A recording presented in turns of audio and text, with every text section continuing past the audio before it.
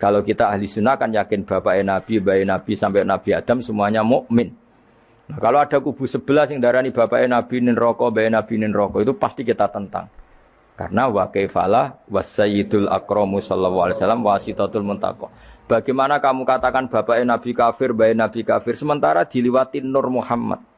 Mosok Nur diliwatno barang sing najis. Itu sudah agak ketemu nahlar. Makanya logika yang dibangun Imam Barzanji, bagaimana Nur Muhammad yang suci kemudian kamu yakini liwat najis. Yaitu nak bapaknya Nabi kafir, bayi Nabi kafir, berarti Nur ini liwat suatu sing najis. Nah, itu paradok, no? Makanya Dawi tiba wa kaifalah wasayyidul akramu sallallahu alaihi wasallam wasitatul muntaqo. Bagaimana enggak mbah-mbahnya Nabi suci, wong itu liwatane Nur yang suci. Terus apa ini pun niku mawon nggih kula final mawon nggih. Saya ngaji insyaallah itu sampai malam niku mawon. Mboten nak malam 17 kesuwen malam 14 mawon. Karena biasanya kalau sarang tanggal 15 ya. Terus kalau ngaos ngantos malam 14 berarti 14 kalau malam 14 napa? Ramadan terus kula ngaos badhe isak namung napa? Niki napa iki? Berjanji utawa tiba wae terserah kula. Badhe subuh kula ngaos kitab Mbah Mun. Badhe zuhur napa? Syariatu wal Khalidah. Kersane fokus. Terus kula badhe nerangaken nggih. Dados rungokno nggih. Dadi problem utama Kanjeng Nabi Muhammad sallallahu alaihi wasallam ketika memaklumatkan diri jadi nabi. Niku piyambake niku wong Arab. Arab niku tiyang Mekah. Wong Mekah niku terkenal ummiyah. Ummiyah niku goblok-goblok, tidak terpelajar. Sehingga itu menjadi masalah besar bagaimana mungkin seorang nabi Sayyidul Awwalin wal Akhirin kemudian dari daerah yang sangat minus pendidikan apa? Minus pendidikan. Sehingga ketika Nabi memaklumatkan jadi nabi, itu orang pertama protes itu orang Yahudi. Makanya masyhur, andai kan Muhammad itu nabi dan ada nabi akhir zaman, pastilah kita. Cara pikiran Yahudi pastilah kita, karena orang Yahudi kita tahu Yahuda bin Yakub bin Ishak bin Ibrahim. Eleng-eleng napa? Yahuda bin Yakub bin Ishak bin Ibrahim. Nah Yahuda niki dulur barpe Nabi Yusuf, sinten? Dulur barpe Nabi Yusuf. Sehingga secara nasab itu terus dimasalahkan Nabi.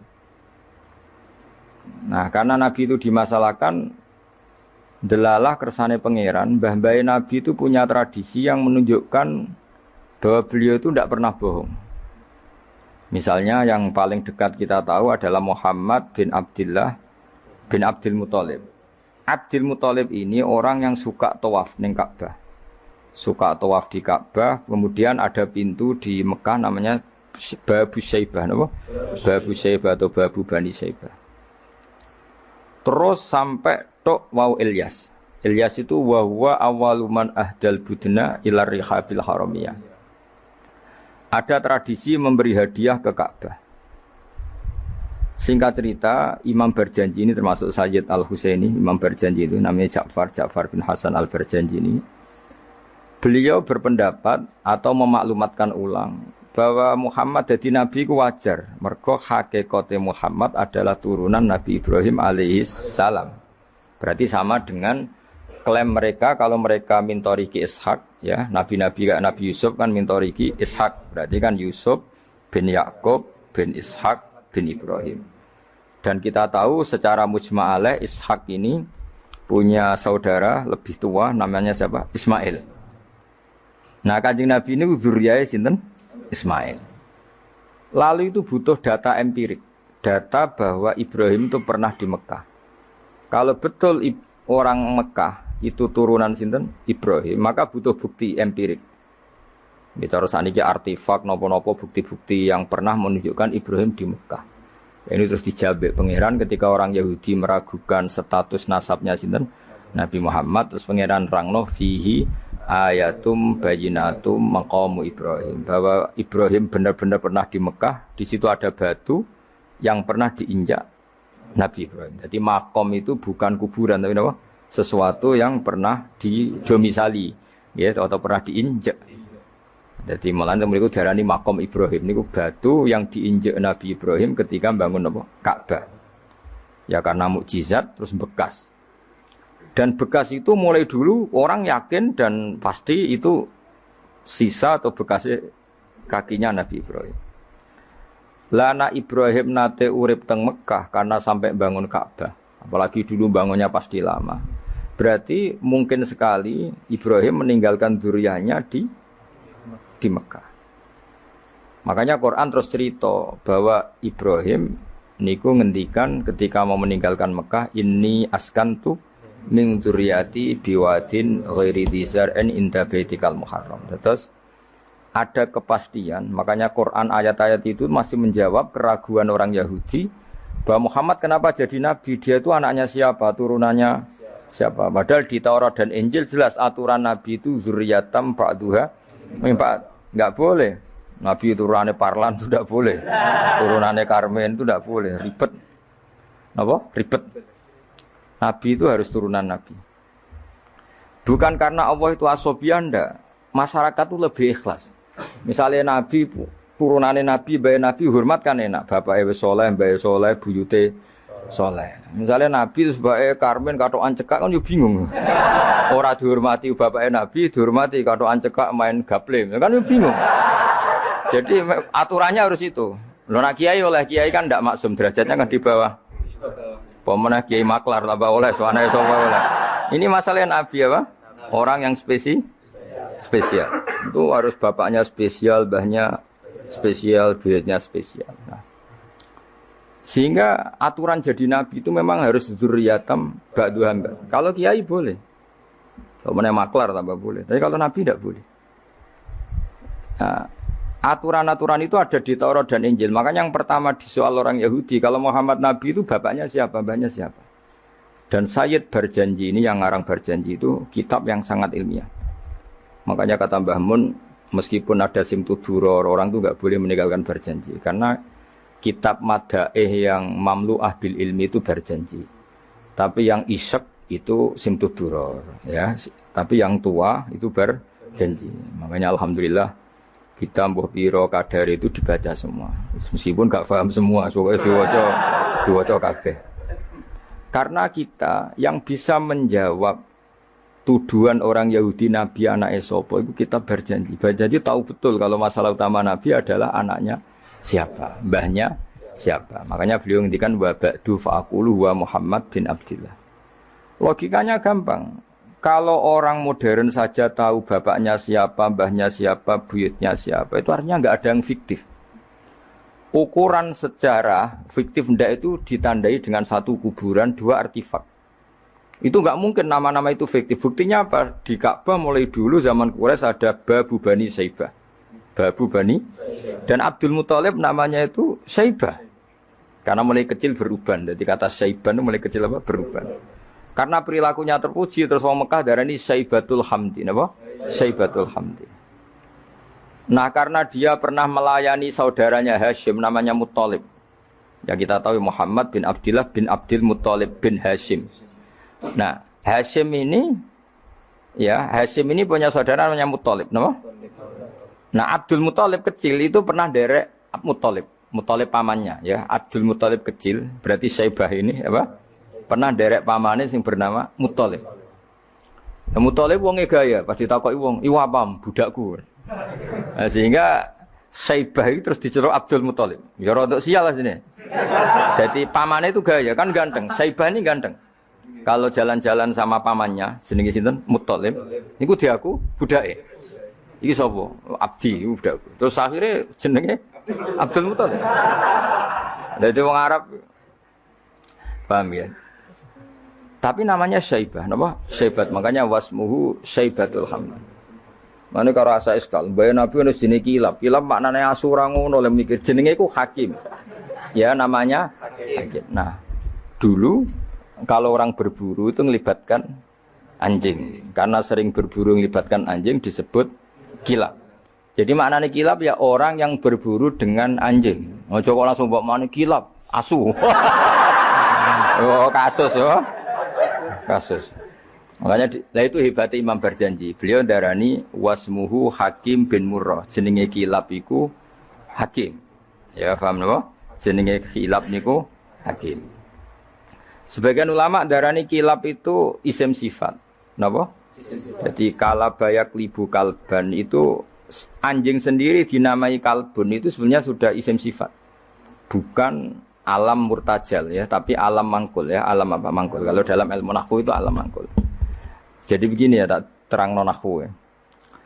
Alam itu ada dua, ada alam mangkul, ada alam murtajal. Tapi hampir semua alam itu mangkul sebetulnya. Ya, semua alam itu hampir semuanya itu mangkul. Mangkul itu satu nama yang diambil dari satu makna dalam kosakata, apa? Dalam kosakata. Misalnya hamida, yahmadu, hamdan, apa? Hamida, yahmidu, hamdan atau yahmadu, hamdan. Hamdan maknanya pujian, apa? Kemudian Nabi karena orangnya sifatnya terpuji disebut Muhammad, orang yang dipuji. Sehingga nama ini potensi rubah-rubah. Di Taurat itu Nabi gak disebut Muhammad, disebut Ahmad. Di Injil juga disebut Ahmad. Itu tidak masalah karena Hamida Yahmadu ya. Saya ulang lagi Hamida Yahmadu. Berarti kalau ingsun Ahmadu, saya muji. Karena Nabi itu orang yang sering muji Allah, menamakan dirinya Ana Ahmadu. Saya ini pemuja Allah. Berarti ana uta ingsun niku Ahmadu muji sapa ingsun Allah ing Allah. Sehingga ketika Nabi misalnya di Injil disebut Farqolit, Munahama, enggak masalah. Selama ini klaimnya orang tahu Yahudi dan Taurat, di Injil Taurat itu enggak ada kata Muhammad. Ya tentu enggak ada karena Injil Taurat itu bahasa Ibrani, no? Di situ disebut Munahama, kadang disebut Farqolit. Tapi maknanya Mahmud atau Muhammad, orang yang dipuji. Paham ya? Makanya hampir semua alam itu mangkul, no? Mangkul. Nah, pentingnya mangkul itu apa? Kalau suatu saat sejarah itu tidak sama, itu enggak masalah. Karena hakikatnya alam itu rata-rata mangkul. Saya beri sekian contoh ya, semuanya. Misalnya dulu Madinah itu Yasrib, kenapa? Yasrib.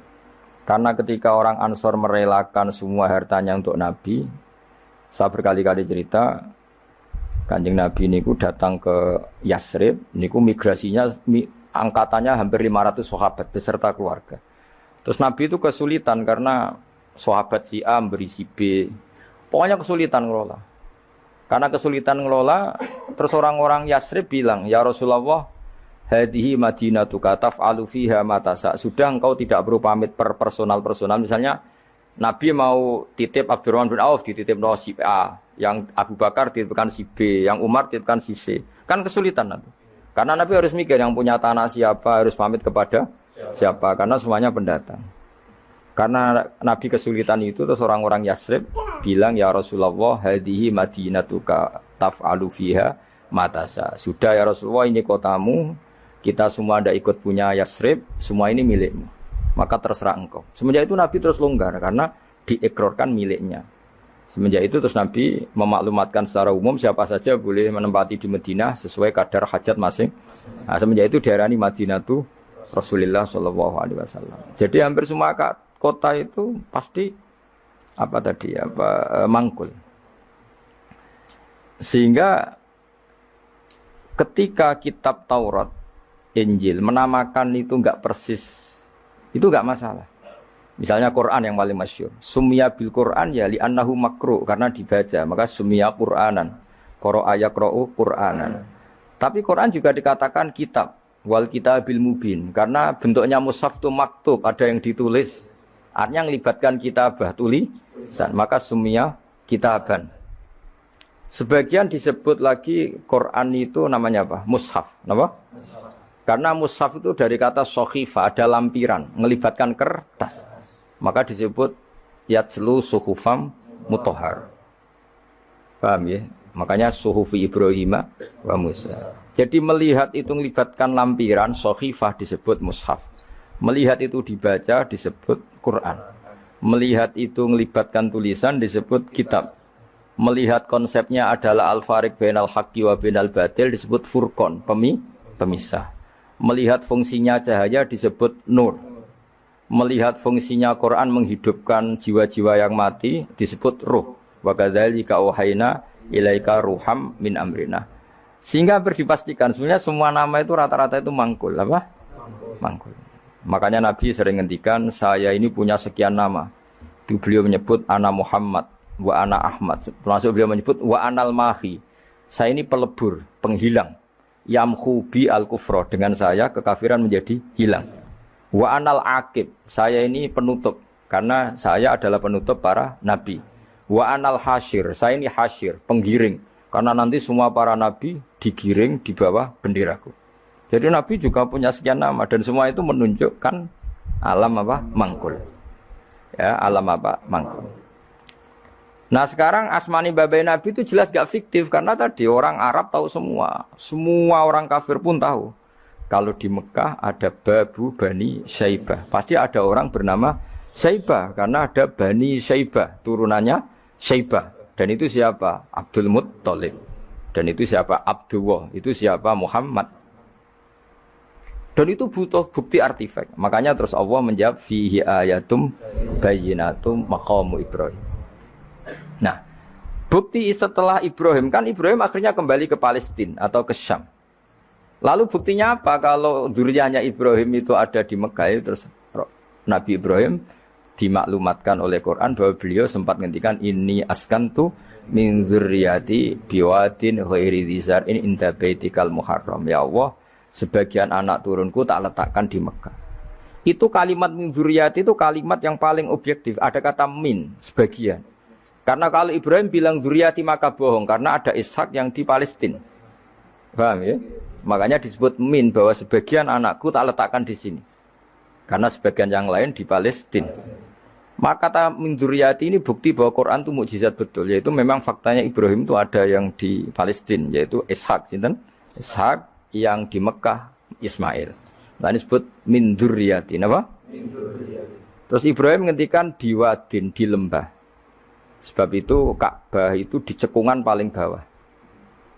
Bukti sejarah juga membuktikan seperti itu. Mulane kula seneng Ka'bah kena banjir bolak-balik rubuh niku kula seneng. Karena mboten seneng dari segi cemoan mboten. Itu bukti empirik. Iku hikmahe kena apa Ka'bah rubuh bolak-balik. Andai kan enggak rubuh bolak-balik karena banjir, orang susah nyari sejarah. Ketika Nabi umur 35 Ka'bah rubuh mergo banjir. Zaman Umar ya rubuh. Karena tadi Ka'bah itu di cekungan paling bawah. Quran memaklumatkan bahwa Ka'bah itu biwadin, di cekungan paling bawah. Yaitu ada Jabal Abi Qubais di cekung gunung, Ka'bah paling bawah. Nah karena Ka'bah ini zaman Nabi Adam itu rob wa tumain. Jadi ketika Adam mau haji, tanya sama ya Allah saya harus kemana? Ya sudah ke Ka'bah. Titenane sebuti Gusti, ada rob wa tumain, ada roh wa tumain. Ada cekungan dalam tempatnya air. Itu jenis Ka'bah. Zaman itu belum ada bangunannya, yaitu sudah namanya Ka'bah. Terus Ibrahim sesuai panduan itu bikin bangunan di situ. Bisa kamu bayangkan kan bangunan di cekungan paling bawah di sekelilingi gunung. Kan mesti kegerojok air. Makanya setiap banjir itu Ka'bah rubuh. Apalagi ya nggak ada semen, nggak ada terus dilapisi baja, nggak ada dulu. Pasti rubuh. Justru itu bagus. Bagus dari segi bahwa shadaqallahul adzim ketika mengistilahkan Ka'bah itu biwadin. Paham ya? Biwadin. Sehingga sekarang alhamdulillah pemerintahan Wahabi meskipun gitu sampai sekarang Ka'bah itu dari Masjid Haram tetap ke bawah. Ya enggak ya mesti apa? Ke bawah, tetap di cekungan. Sampai sekarang desainnya Ka'bah tetap ya kita di Masjid Haram masuk itu nanti kalau mau ke Ka'bah mesti turun ke bawah sampai sekarang. Guling-gilingan statusnya Ka'bah itu biwadin ghairi dzar'in inda baitikal muharram. Lah ini penting. Sehingga orang-orang yang mengingkari nubuah pun percaya kalau Muhammad turunan Ibrahim karena semua data mengarah itu. Jadi Ka'bah kena banjir ana hikmah. Aja kok malah nggo ilmu jaduk jare omahe pangeran kok rubuh. Ora sing jaga sapa? Wong goblok. Jadi Allah kalau bikin sesuatu itu pasti hikmahnya besar. Baru era Umar terakhir di kebijakan Jabal Abi Qubais itu dijebol supaya air tersalur keluar, tidak semuanya mengarah ke Ka'bah. Tapi itu bagus. Ijtihadnya Umar ya bagus. Tapi kenapa zaman Nabi ijtihad itu tidak ada? Memang nggak perlu ada zaman itu. Karena justru rubuhnya Ka'bah mergo banjir itu bukti benar-benar biwadin. Karena di cekungan paling bawah, maka rawan kena banjir. Logika rasionalnya kenapa di situ ada zam-zam? Ya karena logikanya gampang. Secara umum, meskipun Allah itu kuasa bikin mukjizat, tapi tetap ada nilai rasionalitasnya. Apa nilai? Karena Ka'bah itu di cekungan terbawah, maka mata air ya di situ. Paham ya? Makanya zam-zam ya dekat Ka'bah. Meskipun Allah bisa bikin air di puncak gunung, tapi itu kan mboten lucu, maksudnya normali sumberan ning cekungan. Kan ora lucu. Banyu kok milih munggah kan ya ora lucu. Darani sulapan malah ribet kan. Jadi Allah itu meskipun kuasa melakukan apa saja tetapi gadah ajro ala matrodil adat atau ala mutarodil adat. Sesuatu dibikin itu sesuai adat. Nah, termasuk adat orang soleh itu turunannya orang soleh, turunan saleh. Makanya dzurriyatam ba'duha. Makanya jogeman, kalau suwun jogeman ninggal berjanji. Karena kitab berjanji itu yang paling madhu Nabi, muji Nabi min haitsul ilm. Sangat fanatik menjawab gugatan pada Nabi dari segi ilmiah. Termasuk beliau yang kalau kita ahli sunnah kan yakin bapaknya Nabi, bayi Nabi sampai Nabi Adam semuanya mukmin. Nah, kalau ada kubu sebelah yang darani bapaknya Nabi nin roko, bayi Nabi nin roko itu pasti kita tentang. Karena wa kaifalah wasayyidul akramu sallallahu alaihi wasallam wasitatul muntaqo. Bagaimana kamu katakan bapaknya Nabi kafir, bayi Nabi kafir sementara diliwatin Nur Muhammad. Mosok nur diliwatno barang sing najis. Itu sudah agak ketemu nahlar. Makanya logika yang dibangun Imam Barjani, bagaimana Nur Muhammad yang suci kemudian kamu yakini liwat najis. Yaitu nak bapaknya Nabi kafir, bayi Nabi kafir berarti nur ini liwat suatu sing najis. Nah, itu paradok napa? Makanya Dawi tiba wa kaifala wasayyidul akramu sallallahu alaihi wasallam wasitatul muntaqo. Bagaimana enggak mbah-mbahnya Nabi suci wong itu liwatane nur yang suci. Nah, terus ada beberapa iskal kecil. Iskal kecil misalnya lalu bagaimana dengan sejarah yang populer kalau Azar itu bapaknya Ibrahim. Sementara Azar terkenal kafir. Nah, itu oleh ulama dijawab ketika Nur Muhammad masih di Azar itu dia belum kafir. Setelah Nur ini pindah ke Ibrahim, berarti Azar wis melompong tanpa Nur Muhammad. Baru soro kafiron. Baru setelah itu Azar menjadi kafir. Jadi kafir terlambat kira-kira Azhar. Zaman ditungguani Nure Nabi itu tidak kafir. Paham ya? Pak gue yang mana pondok lu cek apal juz sama sekali mulai wis ora apal. Nah, atau jawaban kedua Azhar dikatakan bapak itu majas. Hakikatnya hanya paman, apa? Paman. Jadi ada jawaban dua ulama ya. Yang satu menjawab apa? Madama Nur Muhammadin fi Azhar masih dia Muslim atau mukmin. Ketika Nur Muhammad sudah pindah ke Ibrahim, berarti Azhar kan melompong. Nah ini terus soro kafiron. Atau sebagian ulama jawab Azhar itu paman, disebut bapak itu majas. Tapi jawaban itu menurut saya tidak setuju yang normal saja karena nanti cara Imam Ghazali zalat sikoh bil alfat. Nanti keribetan apa? Orang kemudian enggak percaya dengan lafaz. Karena setelah pada kata bin ikut tenan Torah. Karena ada kemungkinan majas. Kan terus ribet. Makanya banyak ulama yang milih jawaban pertama ya. Madama nurun Nabi fi Azhar itu Azhar belum kafir. Setelah ada intiqalun nur, peralihan nur ke Ibrahim, Azhar baru kafir. Yaitu biasa, itu lebih gampang. Nah, tapi kita tetap yakin bayi Nabi, bapak Nabi ila Adam niku semuanya mukmin. Nah, alasannya apa? Wa kaifala wasayyidul akramu sallallahu alaihi wasallam wasitatuhul muntaqo. Ya sapa sing